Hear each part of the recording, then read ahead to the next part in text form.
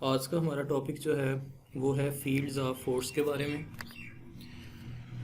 Last time हमने coulomb's law के बारे में पढ़ा था, जिसमें हमने ये देखा कि अगर दो चार्जेस हैं वो एक दूसरे के करीब पड़े हों तो वो एक दूसरे के ऊपर फोर्स एक्सर्ट करेंगे।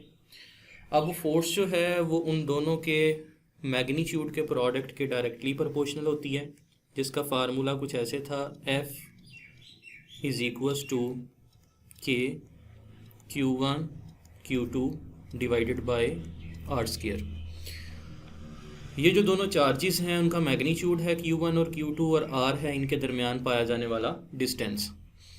अब यहाँ पे हम आज का जो टॉपिक है वो स्टार्ट करते हैं, जिसका नाम है फील्ड्स ऑफ फोर्स।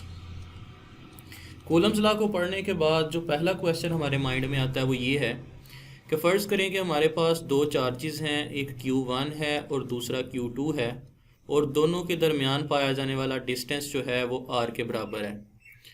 अब ये दोनों चार्जेस फासले पे पड़े हुए हैं, तो फासले पे पड़े हुए ये कैसे एक दूसरे के ऊपर जो है वो फोर्स लगा सकते हैं। अब इस चीज़ का आंसर जो है वो हमें एक साइंटिस्ट था जिसका नाम था माइकल फेराडे, उसने दिया। और माइकल फेराडे ने ये बताया कि कोई भी दो चार्जेस एक दूसरे से फासले पर रहते हुए कैसे एक दूसरे के ऊपर फोर्स एक्सर्ट कर सकते हैं। इसका आंसर जो है वो उसने दिया फील्ड्स ऑफ फोर्स या फिर इलेक्ट्रिक फील्ड की सूरत में। माइकल फेराडे ने ये कहा कि जितने भी हमारे पास चार्जेस होते हैं, चाहे वो पॉजिटिव चार्जेस हों चाहे नेगेटिव चार्जेस हों, वो चार्जेस जो है वो एक दूसरे के ऊपर फोर्स एक्सर्ट करते हैं फासले पर रहते हुए फील्ड ऑफ फोर्स या फिर इलेक्ट्रिक फील्ड की मदद से। यानी कि हमारे पास अगर कोई भी एक चार्ज होगा तो उसके इर्द गिर्द एक फील्ड पाई जाती है, एक मैदान पाया जाता है, जिसको हम इलेक्ट्रिक फील्ड कहते हैं। चाहे कोई दूसरा चार्ज इसके करीब हो या ना हो, वो फील्ड जो है वो हमेशा मौजूद रहेगी और वो दूसरे चार्जेस के ऊपर फोर्स लगाता रहेगा। जैसे फ़र्ज़ करें कि हमारे पास एक चार्ज है, लेट्स से Q। अब ये Q चार्ज जो है वो यहाँ पे पड़ा हुआ है स्पेस के अंदर, तो इसके इर्द गिर्द जो है वो एक फ़ील्ड पाई जाएगी, और ये फ़ील्ड जो है ये नज़र नहीं आती, ना ही इसको फील किया जा सकता है। लेकिन इसको टेस्ट करने का जो है वो हमारे पास एक तरीका है कि हम कोई एक दूसरा चार्ज जो है वो इसके करीब लेके आएंगे, ये चार्ज जो है वो उसके ऊपर फोर्स लगाएगा और फिर हमें पता चलेगा कि इसके इर्द गिर्द जो है वो कोई भी एक फील्ड पाई जाती है। जैसे फ़र्ज़ करें हम इसी की एग्जांपल ले लेते हैं, लेट्स से ये हमारे पास Q चार्ज है। अब इस Q चार्ज के इर्द गिर्द जो है वो एक फील्ड पाई जाती है, जिसको मैं यहाँ पे इन डॉट्स की मदद से जो है वो शो कर रहा हूँ। अब देखें कि ये जो फील्ड है ये हर वक्त प्रेजेंट होगी, चाहे कोई दूसरा चार्ज इसके करीब लाया जाए या फिर ना लाया जाए। लेकिन इसको चेक करना जो है वो ज़रूरी है, तो इसको चेक करने के लिए हम एक टेस्ट चार्ज लेते हैं। हम एक टेस्ट चार्ज जो है वो इसके करीब लेके आएंगे। टेस्ट चार्ज की जो है वो कुछ प्रॉपर्टीज़ होती हैं, और वो क्या होती हैं कि नंबर 1, टेस्ट चार्ज जो है ये स्मॉल होना चाहिए, क्योंकि अगर टेस्ट चार्ज बड़ा होगा तो उसकी इलेक्ट्रिक फील्ड भी इंटरेक्ट करेगी, और वो इलेक्ट्रिक फील्ड जो है वो पहले चार्ज की इलेक्ट्रिक फील्ड को डिस्टर्ब कर देगी। और नंबर 2, ये टेस्ट चार्ज जो है याद रखें ये हमेशा पॉजिटिव चार्ज होता है, यानी कि इसके ऊपर हमेशा पॉजिटिव चार्ज होता है, और इसको हम शो करते हैं Q0 के साथ। तो फ़र्ज़ करें कि इस डायग्राम के ऊपर दोबारा आते हैं। हमारे पास ये एक चार्ज है Q, और इसकी इलेक्ट्रिक फील्ड जो है वो आपको नज़र आ रही है। अब फ़र्ज़ करें कि हम इसके करीब एक टेस्ट चार्ज लेके आते हैं जो कि है Q0। इस टेस्ट चार्ज को जब हम इस चार्ज की इलेक्ट्रिक फील्ड से बाहर रखेंगे तो इसके ऊपर किसी भी तरह की कोई फोर्स जो है वो एक्सर्ट नहीं होगी।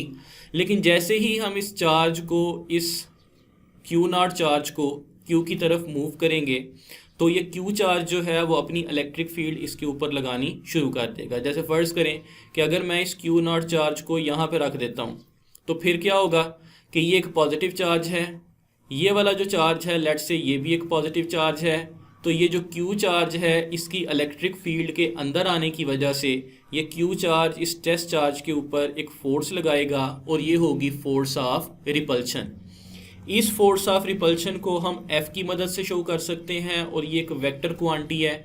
और याद रखें कि ये जो फोर्स है ये किस डायरेक्शन में होगी, जिस डायरेक्शन में ये रिपल्शन की फोर्स लगेगी। अब यहाँ पे आप क्लियरली देख सकते हैं कि अगर आपने किसी भी चार्ज की इलेक्ट्रिक फील्ड को टेस्ट करना हो या पता लगाना हो कि क्या वहाँ पे इलेक्ट्रिक फील्ड मौजूद है या फिर नहीं है, तो उसके लिए हम एक टेस्ट चार्ज का इस्तेमाल करते हैं। हम टेस्ट चार्ज को किसी भी चार्ज की इलेक्ट्रिक फील्ड के अंदर लेके जाएंगे, वो चार्ज उस टेस्ट चार्ज के ऊपर फोर्स लगाएगा और फोर्स लगाने से हमें पता चल जाएगा कि क्या यहाँ पे इलेक्ट्रिक फील्ड प्रेजेंट है या फिर नहीं है। अब यहाँ पे हमारे पास एक और डेफिनेशन आती है जिसको हम कहते हैं electric field intensity. Electric field intensity जो है इसको शो किया जाता है ई के साथ, और ये भी एक वेक्टर क्वांटिटी है। याद रखें इलेक्ट्रिक फील्ड इंटेंसिटी क्या होती है, it is the force applied per unit charge. यानी कि अगर आपने किसी भी चार्ज को किसी भी इलेक्ट्रिक फील्ड के अंदर रखा हुआ है और आप ये पता लगाना चाह रहे हैं कि इस चार्ज के ऊपर हमने कितनी फोर्स एक्सर्ट की, तो उसको हम इलेक्ट्रिक फील्ड इंटेंसिटी से शो कर सकते हैं, और इसका फार्मूला होगा फोर्स पर यूनिट चार्ज। यानी कि हमने कितने चार्ज के ऊपर कितनी फोर्स लगाई उसको हम कहते हैं उसकी electric field intensity. Intensity means उसकी शिद्दत। यहाँ पे चूँकि फोर्स जो है ये एक वेक्टर क्वांटिटी है, तो इलेक्ट्रिक फील्ड इंटेंसिटी भी एक वेक्टर क्वांटिटी होगी, और अगर इलेक्ट्रिक फील्ड इंटेंसिटी एक वेक्टर क्वांटिटी है तो इसकी डायरेक्शन भी होनी चाहिए, और इसकी डायरेक्शन जो है वो किस तरफ होगी, जिस तरफ फोर्स की डायरेक्शन पाई जाएगी। तो इसका मतलब ये हुआ कि जिस तरफ फोर्स एक्सर्ट होगी, अगर इस केस में रिपल्शन की फोर्स है तो जो इलेक्ट्रिक फील्ड इंटेंसिटी की डायरेक्शन है वो भी फोर्स की डायरेक्शन में ही पाई जाएगी। हम यहाँ पे इलेक्ट्रिक फील्ड इंटेंसिटी को डिफाइन कैसे कर सकते हैं, हम यहाँ पे अब इसकी डेफिनेशन लिखते हैं। इलेक्ट्रिक फील्ड इंटेंसिटी, जिसको हम ई से शो करते हैं, it is the force applied per unit charge. यानी कि इलेक्ट्रिक फील्ड इंटेंसिटी ई जो है ये किसके बराबर होगी, it is the force applied per unit charge, और ये एक वेक्टर क्वांटिटी है, और इसकी डायरेक्शन जो है वो उसी तरफ होगी जिस तरफ फोर्स की डायरेक्शन होती है। अगर हम इसका यूनिट निकालना चाहें तो वो भी निकाल सकते हैं।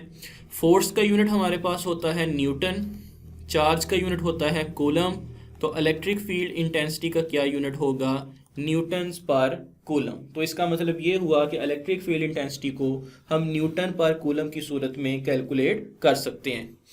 अब यहाँ पे हम इलेक्ट्रिक फील्ड इंटेंसिटी जो है इसको मज़ीद आगे लेके जाते हैं और देखते हैं कि एक चार्ज दूसरे चार्ज के ऊपर जो फोर्स लगाता है उसकी इलेक्ट्रिक फील्ड इंटेंसिटी को कैसे कैलकुलेट किया जा सकता है। तो फ़र्ज़ करें कि हमारे पास कोई भी एक चार्ज है जिसका नाम हमने Q रख दिया, और ये एक दूसरा चार्ज है जिसका नाम हमने Q0 रख दिया, जो कि एक टेस्ट चार्ज है। अगर ये भी एक पॉजिटिव चार्ज होगा तो टेस्ट चार्ज भी पॉजिटिव होता है, तो ये दोनों एक दूसरे के ऊपर रिपल्शन की फोर्स लगाएंगे, क्योंकि सिमिलर चार्जेस जो हैं वो एक दूसरे को रिपेल करते हैं। यहाँ पे अगर हम इसकी इलेक्ट्रिक फील्ड इंटेंसिटी निकालना चाहें तो वो कैसे फाइंड कर सकते हैं, हमने इसकी इलेक्ट्रिक फील्ड इंटेंसिटी को फाइंड करना है। ऊपर हमने इलेक्ट्रिक फील्ड इंटेंसिटी का फार्मूला पढ़ा हुआ है, E is equals to F divided by Q0, यानी कि फोर्स पर यूनिट चार्ज। इसका मतलब ये हुआ कि हमें सबसे पहले इसकी फोर्स को कैलकुलेट करना पड़ेगा कि Q चार्ज Q0 के ऊपर कितनी फोर्स लगा रहा है, और उसके बाद हम उसको Q0 से अगर डिवाइड कर देते हैं तो हमारे पास इसकी इलेक्ट्रिक फील्ड इंटेंसिटी निकल आएगी, जो कि Q चार्ज Q0 के ऊपर एक्सर्ट कर रहा है। तो इसको जो है वो हम कैसे फाइंड कर सकते हैं, इसके लिए हम सबसे पहले कूलम्स लॉ का इस्तेमाल करेंगे। लास्ट टाइम हमने कूलम्स लॉ पढ़ा था, F is equals to 1/4 pi epsilon naught Q1 Q2 divided by are square. अगर हम यहाँ पे इस डायग्राम के ऊपर इस फार्मूला को पुट करना चाहें तो क्या करेंगे, यहाँ पे हमारे पास Q1 और Q2 नहीं है, बल्कि Q1 और Q2 की जगह पे Q और Q0 हैं। तो यही कूलम्स लॉ का फार्मूला इस डायग्राम के लिए बन जाएगा 1/4πε0 Q not divided by are square, और आर है इन दोनों के दरमियान पाया जाने वाला डिस्टेंस। अब देखें कि आपने फोर्स को कैलकुलेट कर लिया। अब हम इलेक्ट्रिक फील्ड इंटेंसिटी जो है निकाल सकते हैं। इलेक्ट्रिक फील्ड इंटेंसिटी का फार्मूला होता है फोर्स पर यूनिट चार्ज। यहाँ पे हम 1/Q0 को पहले ही लिख लेंगे अलग से, और फोर्स की जगह पे ये वाला फार्मूला जो है वो हम पुट करेंगे 1/4πε0 Q0 divided by are square. Q0 जो है वो Q0 से कैंसिल हो गया, तो इलेक्ट्रिक फील्ड इंटेंसिटी का हमारे पास फार्मूला आ गया 1/4πε0 Q divided by are square. ये है आपके पास वो इलेक्ट्रिक फील्ड इंटेंसिटी जो कि Q चार्ज Q0 के ऊपर लगाएगा। ये फ़र्ज़ करें कि आपके पास Q चार्ज था और ये हमारे पास Q0 चार्ज है, तो Q चार्ज Q0 के ऊपर R डिस्टेंस पे रहते हुए जितनी इलेक्ट्रिक फील्ड इंटेंसिटी लगाएगा उसको हम कहते हैं इसकी इलेक्ट्रिक फील्ड इंटेंसिटी E, और इसका फार्मूला है 1/4πε0 Q divided by are square. आपको क्लियरली नज़र आ रहा है कि ये इलेक्ट्रिक फील्ड इंटेंसिटी जो है ये दो चीज़ों पे डिपेंड कर रही है, एक चार्ज Q पे जिसकी हमने इलेक्ट्रिक फील्ड इंटेंसिटी निकाली है, और दूसरा वो डिपेंड कर रही है R पे, यानी कि दोनों के दरमियान पाए जाने वाले डिस्टेंस के स्क्वायर के। तो इसका मतलब ये हुआ कि जिस चार्ज की आप इलेक्ट्रिक फील्ड इंटेंसिटी निकालना चाह रहे हैं उस चार्ज का मैग्नीट्यूड यहाँ पे पुट करें, तो आप इसकी मदद से उसकी इलेक्ट्रिक फील्ड इंटेंसिटी को फाइंड कर सकते हैं। तो यहाँ पे आप देख सकते हैं कि हमने Q चार्ज, अगर फ़र्ज़ करें कि हम यहाँ पे Q0 की इलेक्ट्रिक फील्ड इंटेंसिटी निकालना चाहें तो यही फार्मूला क्या बन जाएगा 1/4πε0 Q0 divided by are square. मतलब ये हुआ कि जिस चार्ज की आपने इलेक्ट्रिक फील्ड इंटेंसिटी निकालनी है उसकी वैल्यू यहाँ पे पुट करें तो आप उसकी इलेक्ट्रिक फील्ड इंटेंसिटी को फाइंड कर लेंगे। इसी को ही हम वेक्टर की फॉर्म में भी शो कर सकते हैं, E =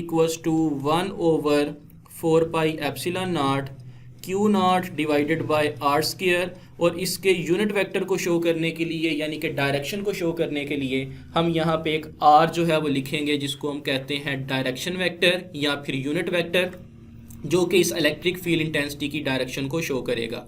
और एक दफ़ा फिर मैं आपको बता दूं कि इलेक्ट्रिक फील्ड इंटेंसिटी की जो डायरेक्शन है वो किस तरफ होगी, जिस तरफ फोर्स की डायरेक्शन पाई जाती है। तो ये था आपके पास इलेक्ट्रिक फील्ड इंटेंसिटी का टॉपिक और इलेक्ट्रिक फील्ड का टॉपिक, जिसको हम फील्ड ऑफ फोर्स भी कहते हैं, जिसमें माइकल फेराडे ने ये शो किया कि कोई भी एक चार्ज दूसरे चार्ज के ऊपर फासले पर रहते हुए भी कैसे फोर्स एक्सर्ट कर सकता है।